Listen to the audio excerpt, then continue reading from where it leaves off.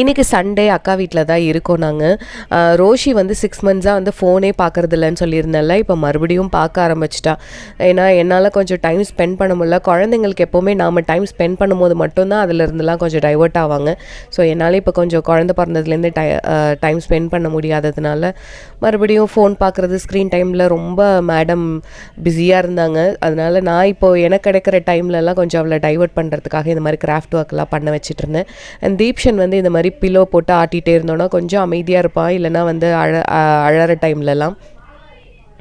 அதுக்கப்புறம் இன்றைக்கி லன்ச் வந்து மட்டன் தான் பண்ணியிருந்தாங்க. சிக்கன் 65 என்னோடய ஃபேவரட் அக்கா பண்ணுறதுலே. ஸோ அதுதான் வந்து இன்றைக்கி ரெசிபி வீடியோவாக எடுக்கணும்னு சொல்லிட்டு எடுத்து வச்சுருக்கேன்.